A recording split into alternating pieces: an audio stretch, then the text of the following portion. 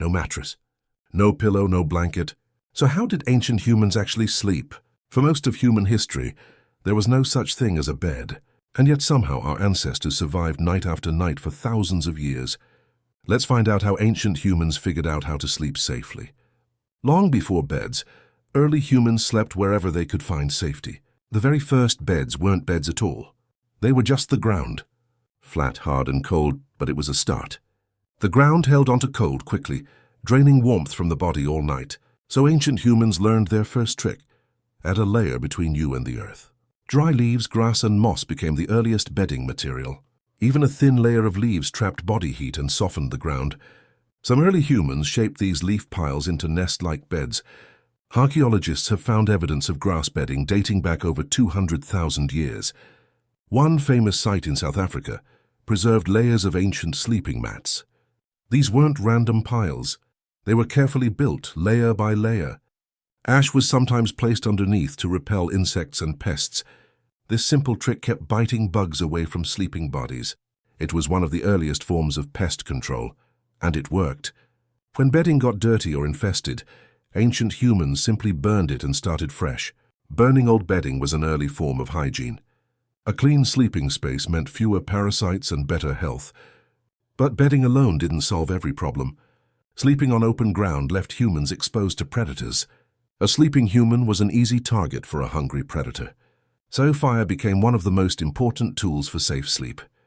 Most predators feared fire and kept their distance from the flames.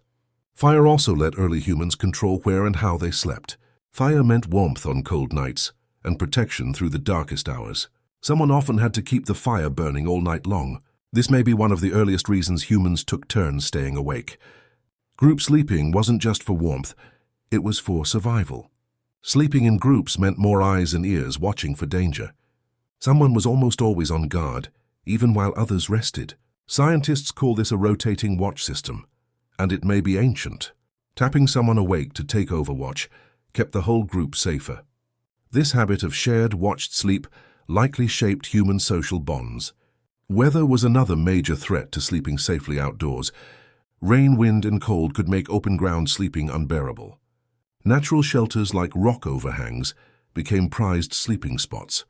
A simple overhang could block wind, rain, and even some predators. Caves offered even more protection, and humans used them for shelter. Inside caves, ancient humans built the same kind of leaf and grass beds. Caves kept out wind and rain, making sleep far more comfortable. But caves came with their own risks. Bears, big cats, and other animals also used caves for shelter. Sometimes humans and animals fought over the very same caves. So early humans learned to barricade cave entrances for safety. A blocked entrance kept predators out while everyone slept. With fire, bedding, and a blocked entrance, a cave became a true shelter. Not every group lived near caves or rocky shelters, though. On open plains and grasslands, people had to build their own shelter. Simple huts made from bent branches and animal hides began to appear. These early huts blocked wind and kept the sleeping area dry. Inside, the same familiar leaf and grass bedding lined the floor. A hut wasn't fancy, but it turned a random campsite into a home. Groups of huts clustered together formed some of the earliest camps. Living close together made shared fires and shared watch duty easier. Some groups took shelter a step further by sleeping off the ground entirely. Raised platforms kept sleepers away from crawling insects and snakes. Ground-dwelling predators and pests had a much harder time reaching sleepers up top. In wetter regions, entire shelters were built on stilts above the ground. This kept sleeping areas dry even during floods or heavy rain. Woven mats made from reeds and plant fibers became an early flooring material. Weaving mats took skill, and the technique passed down through generations. A woven mat was softer, cleaner, and easier to move than loose grass. Portable mats meant people could carry their bed wherever they traveled. This mattered a lot for groups who moved often to follow food sources. Wherever the group stopped, a familiar sleeping mat could go down instantly. Animal hides were another major upgrade to ancient sleeping setups. Furs trapped body heat far better than grass or leaves alone. Preparing a hide took real work, scraping, stretching, and drying it first.